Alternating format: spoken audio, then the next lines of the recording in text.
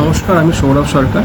তো আজকের আলোচ্য বিষয় হচ্ছে দ্য ডেভব্রেক এডুকেশন হোমের তরফ থেকে আর্টিকেলকে আমরা জানি যে তিনটে রয়েছে, এ, অ্যান এবং দি বা দা।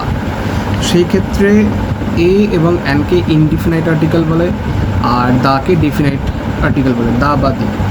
কারণ আমি বলে দিই দা বা দি শব্দ দুটো কেন উচ্চারণ করলাম। আমরা জানি যে যদি কোনো শব্দ ভাওয়েল দিয়ে শুরু হয় তার আগে যদি THE বসে তাহলে উচ্চারণটা দি উচ্চারণ হয়, যেমন দি অ্যানিমাল। আর যদি কোনো কনসোনেন্ট দিয়ে স্টার্ট হয় তাহলে সেটা দা উচ্চারণ হয়, ঠিক আছে? The baby, the cow, etcetera.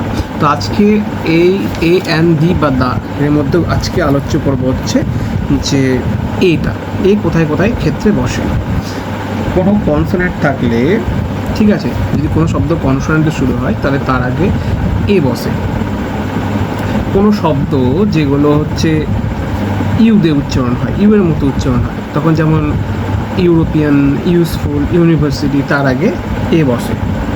আবার কোনো শব্দ যদি ও থাকলে উচ্চারণ ওয়ার মতো হয়, 1 রুপি, 1 আইড ম্যান, এসব, বা 1 আইড ডিয়ার, এগুলোর ক্ষেত্রে এ বসে। আর একটা কথা মাথায় রাখবে যে আর্টিকেলে এর উচ্চারণ এ নয়, আ বা আ আই জফলা বা আ।